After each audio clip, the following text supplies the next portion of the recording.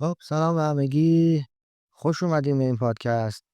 امروز میخوایم با هم سفری داشته باشیم به دل یکی از اسرارآمیزترین و بحث برانگیزترین نقاط روی کره زمین. مکانی که فقط اسمش کافیه که ذهن ما رو پرتاب کنه به دنیای اسرار دولتی، جنگ سرد، هواپیماهای فوق پیشرفته و اگه یکم دیتا داشته باشین و اهل این چیزا باشین، آزمایش‌های هسته‌ای و البته بشقاب، پرنده ها و موجودات فضایی. بله، منطقه 51 در آمریکا. قصه این پایگاه فوق سری در آمریکا و دقیق‌تر بخوام بگم در صحرای نوادا داستانی با لایه‌های تو در تو. ما امروز می‌خوایم این لایه‌ها رو کنار بزنیم و ببینیم واقعاً چه اطلاعات موثقی در موردش وجود داره. این حاله رمز و راز چطور دورش شکل گرفته و مهمتر از همه چیز چه چیزی رو میشه به عنوان حقیقت از دل این همه داستان بیرون کشید. پس اگه آماده اید با من همراه بشید تا سفری به قلب این منطقه ممنوعه داشته باشیم. خب داستان از کجا شروع میشه؟ از خیلی قبل. اول از همه این منطقه 50 که اصلا کجاست؟ تصور کنید حدود 160 کیلومتری شمال غربی لاس وگاس. لاس وگاس رفتین دیگه، محل قمار و نمیدونم شراب و سکس و از این داستانا.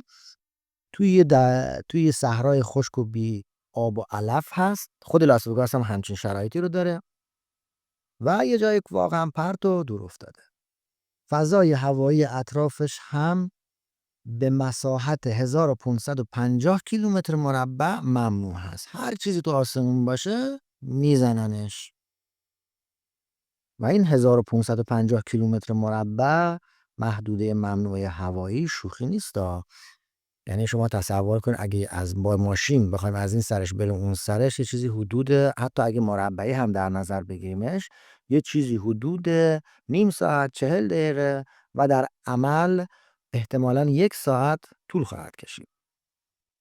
اما نکته جالب اینجاست که این منطقه از اول یه پایگاه مخفی نبوده. در واقع اوایل بخشی از این محدوده وسیع‌تر بوده به اسم محدوده آزمایش نوادا.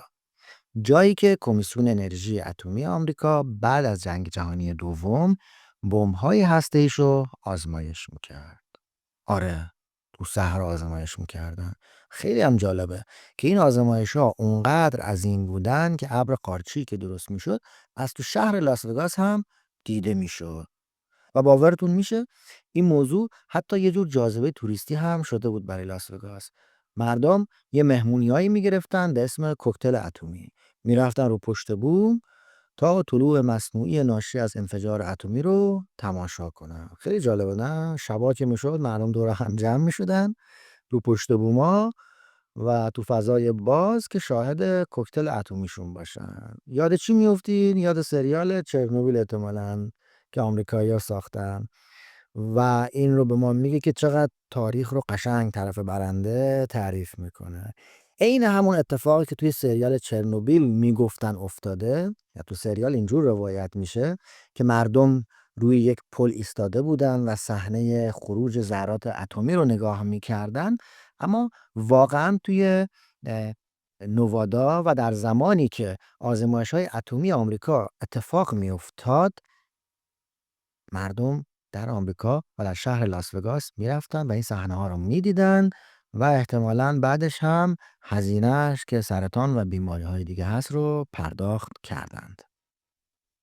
البته قبل از اون هم در دهه 1940، یعنی در دهه 40 در واقع، ارتش آمریکا اینجا رو برای تمرین بمب‌اندازهاش تصاحب کرده بود. کل این محدوده بزرگ رو به بخش‌های شماره‌دار تقسیم کرده بود و این منطقه خاص احتمالاً یکی از مناطقی بوده که اون زمان ارتش آمریکا تقسیم بندی کرده بود برای اینکه بمب افکن‌هاشون بتونن نسبتاً دقیق بمب‌هاشون رو بندازن. تصور کنید 1940، یعنی جنگ جهانی دوم، و دلیل نامگذاری این منطقه احتمالاً به اون زمان برمیگرده. بعد از جنگ جهانی دوم آمریکا فهمید که تو فناوری جت از آلمان نازی عقب تره. سال 1943 ارتش رفت سراغ شرکت لاکهید و مهندس افسانه‌ایش کلی جانسون و این تیم لاکهید مارتین اولین جت جنگنده آمریکا رو ساختن و در همین منطقه هم ساختن. اسم این هواپیما P-80 شوتینگ استار بود. این اولین جت ارتش آمریکا بود. سرعت بالای این جت باعث شد که در سال 1954 CIA هم بره سراغ این تیم. CIA به هواپیمای جاسوسی نیاز داشت که بتونه خیلی بالا پرواز کنه، بالاتر از دید رادار و پدافند شوروی و از تأسیساتشون عکس بگیره. و چه کسی بهتر از لاکهید مارتین و کلی جانسون. و این شد شروع پروژه U2 یا U2. هواپیمای جاسوسی خیلی معروفی هست این هواپیما و حتما اسمش رو شنیدین. برای ساخت این پروژه و این هواپیما که بسیار بسیار فوق سری بود، ارتش آمریکا به یک جای دورافتاده، پنهان و با حداکثر امنیت نیاز داشت. کلی جانسون و ریچارد بیسل از CIA با یه هواپیمای کوچیک شروع کردن به گشتن بر فراز صحراهای جنوب غربی آمریکا و چشمشون افتاد به یه جا به نام گروملیک که دریاچه نمک خشک‌شده‌ای بود تو محدوده آزمایش نوادا. یه نکته هم درباره منطقه 51 بگم خدمتتون که این منطقه یک دشت صاف هست که اطرافش با کوههای بلند محصور شده و این خیلی خیلی شرایط خوبی رو ایجاد میکنه برای ایجاد یک منطقه نظامی محرمانه. در واقع هزاران سال پیش این منطقه یک دریاچه بود، یک دریاچه نمک بوده و خشک میشه و در نتیجه سطح این دریاچه بسیار بسیار صاف و سفت باقی میمونه. یه جای صاف و سخت تصور کنین مثل روی میز ولی به مساحت خیلی زیاد. همچنین زمینی برای ساخت یک باند طولانی فرود عالی بود. این مکان چند تا مزیت کلیدی دیگه هم داشت. اول اینکه از قبل تو محدوده ممنوعه دولتی بود و دوم اینکه حریم هواییش به خاطر همون آزمایش‌های اتمی به شدت کنترل می‌شد. سوم که فوق‌العاده دورافتاده بود و بین رشته کوه‌ها همونجور که خدمتتون گفتم قرار داشت که دید مستقیم رو کاملا محدود می‌کرد. یه جور قلعه طبیعی و کاملا مناسب برای آزمایش‌هایی که منجر به تولد U2 شد. برای همین CIA و اسکانک ورکس اینجا رو برای توسعه U2 انتخاب کردند. برای جذب کارگرای ساختمانی و پرسنل اولیه یه اسم مستعار طعنه‌آمیز هم روش گذاشتن به اسم مزرعه بهشت یا پاراداس رنج. برای توجیه ساخت و سازای اولیه هم یه داستان ساختگی سرهم کردن که یه تیم متخصص داره مهمات منفجر نشده قدیمی رو پاکسازی میکنه و بسم الله شروع کردن. دولت هم برای محکم کاری با دستور اجرایی رئیس جمهور اون زمان آمریکا که اسمش آیزنهاور بود و در سال 1958 عملاً چیکار کرد؟ اینجا رو از نقشه‌های عمومی حذف کرد و دیگه توی هیچ نقشه‌ای که توی آمریکا چاپ شد این منطقه وجود نداشت و برای دهه‌ها از این به بعد رسما وجودش رو انکار کردن. پنهانکاری تو منطقه 51 بسیار بسیار وسواسگونه و شدید بود. تمامی کارگرهایی که اون منطقه کار کردن بالاترین تست ها و مجوزهای امنیتی اون زمان آمریکا رو باید پاس میکردن. این تصور کنین یه کارگر ساده که قرار بیل و کلنگ هم بزنه به اندازه یک افسر اطلاعاتی باید تایید میشد. کارکنان سابق اونجا از بازجویی‌های شدید و تست‌های وفاداری مداوم حرف میزنن، مصاحبه کردن دربارش. پروتکل‌های امنیتی داخلی بسیار بی‌نظیری داشت. مثلا زمانی که هواپیمای U2 رو می‌خواستن تست کنن و از آشیانه می‌آوردن بیرون، تمام پرسنل غیر مرتبط رو که حتی رو پروژه‌های خیلی سری‌تر هم کار می‌کردن، به داخل ساختمان‌ها می‌فرستادن و دستور می‌دادن پنجره‌ها رو بپوشونن. یعنی هیچ کسی بجز کسایی که روی U2 کار می‌کردن، اطلاعی حتی از ظاهر هواپیما هم نداشتن. و علتش هم این بود که اون زمان یه تئوری وجود داشت به نام تئوری موزاییک، همچین چیزی، موزاییکی. و این تئوری میگفت که اگر که شوروی بتونه قطعات پازل یوتیوب رو جدا جدا هم به دست بیاره، یعنی ظاهرش از یک منبع یا یه سری اطلاعات رو از یه منبع دیگه، این موزاییکا رو میتونه کنار هم بچینه و به اطلاعات خیلی حیاتی در مورد یوتیوب دست پیدا کنه. خلاصه یوتیوب ساخته شد و در ارتفاع بسیار بالا بر فراز شوروی پرواز میکرد و جاسوسی میکرد و اینقدر این هواپیما سریع بود و بالا پرواز میکرد که نه با چشم دیده میشد و نه توسط رادارهای پیشرفته شوروی قابل مشاهده بودند. اما خب یه نکته براتون بگم که هیچ رازی تا ابد پنهان نمیمونه، حواستون باشه. پس برای یوتیوب آمریکا هم همین اتفاق افتاد. اول ماه می 1960 یه هواپیمای یوتو با خلبانی آقایی به نام فرانسیس گری پاورز بر فراز خاک شوروی با موشک زده شد. آمریکایی‌ها پیش بینی اینو هم کرده بودن. فکر میکنن هواپیمایی که با این سرعت حرکت میکنه و یه سری تجهیزات خودنابود کننده هم داشت، در صورتی هم که سقوط کنه کاملا نابود میشه و خلبان هم کشته میشه. اگه کشته هم نشه این خلبان ها قرص های خودکشی و این داستان هم داشتن و احتمالاً و باید به دلیل وطن پرستی و این داستان ها خودکشی کنه. اما دقیقا برخلاف نقشه آمریکایی ها اتفاق افتاد. هم هواپیما نسبتا سالم افتاد دست شوروی، هم خلبان زنده دستگیر شد و این اتفاق یه سرافکندگی بزرگ دیپلماتیک برای دولت آیزنهاور بود و تنش‌های جنگ سرد رو به اوج رسوند. برای مردم آمریکا هم شوکه کننده بود. فهمیدن که دولتشون در سطحی از پنهانکاری و دروغگویی کار میکنه که حتی فکرش رو هم نمی‌کردن. و در نظر داشته باشین که همون زمان هم دولت آمریکا و شوروی در حال مذاکره برای این بودن که اصلا آسمونشون بر روی همدیگه باز بذارن و هواپیمای جاسوسشون بتونن از هم عکس برداری کنن. اما با این اتفاق تمام این مذاکرات بر باد رفت و سطح تنش بالا. خب اگه فکر میکنین که طبق استانداردهای غربی حالا دیگه دولت آمریکا باید شفاف بشه و عذرخواهی کنه بابت این قضیه و این داستان‌ها و روال اشتباه رو تصحیح کنه، باید بگم که سخت در اشتباهی. اینجا دولت آمریکا مثل ما جهان سومی هست. واکنشش دقیقاً برعکس بود. یعنی تصمیم گرفت که بره به سمت پنهانکاری بیشتر.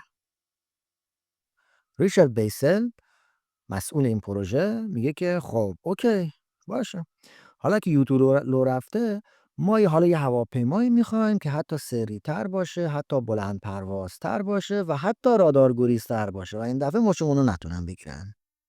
و این تصمیم سرآغاز دوران جدیدی شد به اسم پروژه های سیاه یا Black Projects. پروژه های نظامی فوق سری با بودجه های محرمانه و تقریباً نامحدود. و از این به بعد منطقه 51 تبدیل شد به زادگاه فناوری رادارگریزی آمریکا. هواپیماهای افسانه‌ای آمریکا تقریباً همگی از این منطقه بلند شدند. زادگاهشون اینجا بوده. مثلا هواپیمای SR-71 بلک برد سریعترین هواپیمای سرنشیندار تاریخ تا حتی به امروز محصول همونجاست. بمب افکن رادارگریز F-117 نایت هاوک که تو بازی‌های هواپیمایی بازی کردیم هممون و توی جنگ عراق هم استفاده شد، همون که شبیه مثلث بود، مثلث سیاهی بود، اونم زاده همین منطقه است. حتی خیلی از نمونه‌های عجیب و غریبی که هیچ وقت به تولید هم نرسیدند هم محصول همین پایگاه هستند، مثل هاپلس دایموند یا براد آلپی. یکی دیگه از کاربردهای مهم منطقه 51 مهندسی معکوس بود. هر وقت آمریکا به یک هواپیما یا یک سیستم راداری پیشرفته شوروی مثلا جنگندهای میگ دست پیدا میکرد، بلافاصله اونها رو به منطقه 51 می آورد تا مهندسای آمریکایی کامل بررسیش کنن، نقطه ضعفشون رو بفهمند و راههای مقابله باهاشون رو پیدا کنن. خب تا اینجا همه چیز امروزه که افشا شده، بعضی هاش البته حتما بعضیا هنوز محرمانه موندن، اما همه چیز زمینی هست، قانونی که نیست، قابل درک هست. در واقع هیچ چیز عجیب و غریبی تو این منطقه وجود نداره با تمام اطلاعاتی که افشا شده. اون زمانم که اصلا هیچ کسی نمیدونست همچین منطقه وجود داره. اما از کجا این منطقه خیلی جذابتر شد و جالبتر شد؟ از زمانی که پای موجودات فضایی و بشقاب پرنده ها هم به این منطقه باز شد. چی شد؟ چه اتفاقی افتاد؟ براتون میگم.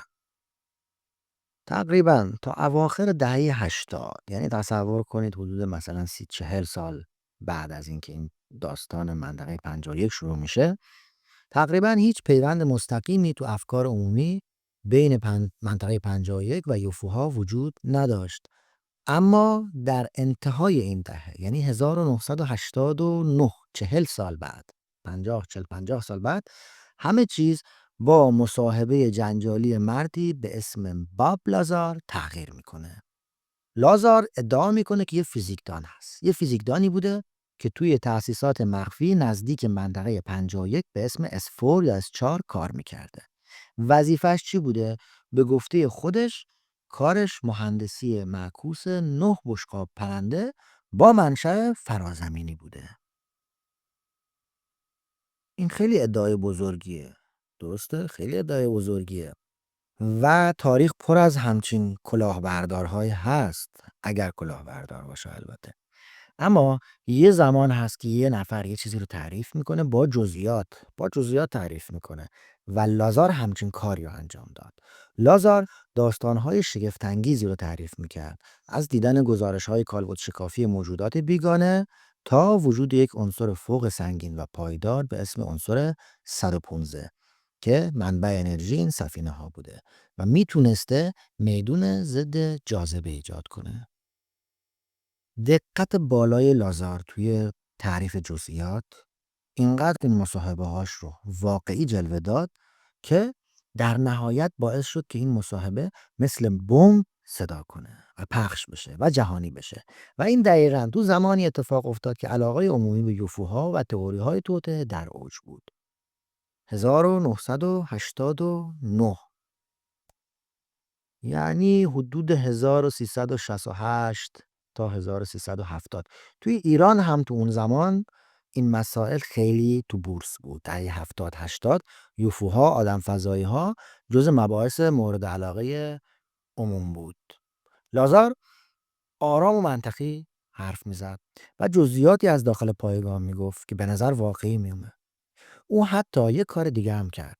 برای اینکه حرفش رو ثابت بکنه چند نفر رو نزدیک اون منطقه برد تا در زمانهای مشخص نورهای عجیبی رو توی آسمون ببینن و گفت اینها پروازهای آزمایشی همان سفینه هاست. اما تردیدهای خیلی جدی هم در مورد حرفاش وجود داره. مثلا بزرگترینش اینه که سوابق تحصیلی و کاریش آیا صحیح هست یا اشتباه هست. او ادعا میکرد که فارغ التحصیل دانشگاه معتبری هست مثل MIT، اما مطلقاً هیچ سابقه ازش تو این مراکز پیدا نشد. خب طبعا مشخص که وقتی سابقه پیدا نشه طرفداراش هم میگن که دولت تمام سوابقش رو پاک کرده تا بی‌اعتبارش کنه. به هر حال از اون به بعد بود که منطقه 51 به منطقه‌ای در مورد آدم فضایی ها، بشقاب پرنده ها و این داستان ها مرتبط شد. البته تئوری های توطئه دیگه هم در مورد منطقه 51 وجود داره. مثلا عده‌ای معتقدن که فیلمبرداری فرود آپولو روی ماه در یک از آشیانه‌های این پایگاه انجام شده و با کارگردانی استنلی کوبریک. و اتفاقا میگن علت کشته شدنش هم این بود که آثارش پاک بشه و جایی نتونه صحبت کنه. خیلی تئوری‌های دیگه هم وجود داره و گفته میشه درباره این پایگاه، مثل همکاری مخفیانه با نژادهای بیگانه، کنترل آب و هوا و هر چیزی که فکرشو بکنین به این پایگاه برمیگرده، چه واقعی چه افسانه. خب برگردیم به دنیای واقعی. بس دیگه افسانه گفتم. امروز نزدیک شدن به این پایگاه تقریبا غیر ممکنه. یه بزرگراه ایالتی وجود داره که حالا از چندین کیلومتری اینجا رد میشه به نام بزرگراه ایالتی 375 نوادا. این بزرگراه به خاطر گزارش‌های زیادی که مردم میدن که یوفو دیدن تو این منطقه وقتی دارن از این بزرگراه رد میشن، رسما نه تو محافل مردمی، رسما اسم شده بزرگراه فرازمینی و از این بزرگراه یه جاده هست منتهی میشه به پایگاه 51. اما جاده چیه؟ جاده خاکیه. جاده آسفالت نداره این پایگاه هنوز. اگه وارد این جاده خاکی بشین، بعد از چند کیلومتر با اولین دروازه ایست و بازرسی روبرو میشین و دیگه بهتون اجازه عبور نمیدن. و این نکته هم بگم که تابلوهای اخطاری که در اون منطقه وجود داره همگی گویای این هست که تمامی نگهبانها اجازه شلیک بدون اخطار دارند. پس اگر گذارتون به آمریکا افتاد، شهرهای دیگه رو پیشنهاد میدم که بریم بگردین و کاری به منطقه 51 نداشته باشیم. چون که امنیت توی منطقه در بالاترین سطح ممکن هست و لزومی هم به اخطار نیست. مستقیما میتونن به شما شلیک کنند بدون هیچ اخطاری. دوربین‌های مداربسته، سنسورهای حرکتی و صوتی، کشتی‌های امنیتی با لباس استتار و حتی ماشین‌های شاسی بلند سفید که همرنگ صحرای اون منطقه هستن که محلی‌ها بهشون میگن کمودودوز، همه جا هستن. کارکنای این پایگاه هم ترکیبی از پرسنل نظامی و غیر نظامی که طبعا غیر نظامی ها مهندسا هستن، دانشمندا هستن و تکنیسیان ها هستن و همگی بالاترین سطوح دسترسی امنیتی رو دارن. اونا هر روز صبح از یه ترمینال اختصاصی در فرودگاه لاس وگاس با یک سری هواپیمای بوینگ 737 سفید و بدون علامت به پایگاه منتقل میشن تا هویت و تعدادشون هم مخفی بمونه. دولت آمریکا سالها وجود این پایگاه رو انکار میکرد. اما در دهه 1990 گروهی از کارکنان سابق از دولت شکایت کردند. این تا این زمان پایگاه کاملا مخفی که هیچ انکار شده بود. اونا ادعا کردند که به خاطر سوزوندن زباله‌های خطرناک، مثلا رنگ‌های مخصوص هواپیمای رادارگریز و سوخت جت در گودال‌های روباز به بیماری‌های شدید تنفسی و سرطان مبتلا شدند. واکنش اولیه دولت آمریکا انکار کامل همچین منطقه‌ای بود و متهم کردن کسایی که شکایت کردند به مجنون بودن، دیوانه بودن و از این داستان‌ها. اما در نهایت در جریان همین پرونده‌ها و با فراگیر شدن اینترنت و به خصوص تصاویر ماهواره‌ای مثل گوگل ارث دیگه پنهان کردن وجود فیزیکی پایگاه غیر ممکن شد. امروزه دولت آمریکا رسما وجود پایگاه نیرو هوایی در منطقه 51 رو تایید میکنه، اما همچنان تاکید داره که تمام فعالیت‌های اونجا فوق سری و مرتبط با امنیت ملی آمریکا است. تصاویر ماهواره هم نشون میده که پایگاه نه تنها فعاله بلکه در سالهای اخیر گسترش هم پیدا کرده. این هم داستان منطقه 51 که از یه جای پرت و بی اهمیت شروع شد و به خاطر نیازهای جنگ سرد و مرکز توسعه پیشرفته ترین فناوری‌های آمریکا تبدیل شد و در نهایت هم به خاطر داستان‌هایی که باب لازار تعریف کرد به نماد اصلی فرهنگ عامه در مورد اسرار فرازمینی‌ها تبدیل شد. داستان منطقه 51 داستان تقاطع شگفت‌انگیز تاریخ نظامی، پیشرفت تکنولوژی و تخیل بیپایان بشر هست. داستانی که نشون میده چطور یک مکان واقعی میتونه بستری برای تولد بزرگترین افسانه ها بشه. و در نهایت شاید بشه گفت داستان واقعی منطقه 51 یعنی تاریخچه پروژه های سری و پنهانکاری دولتی حقیقتیه که از هر داستان فرازمینی عجیبتر و پیچیده‌تره. ممنون. روز خوش.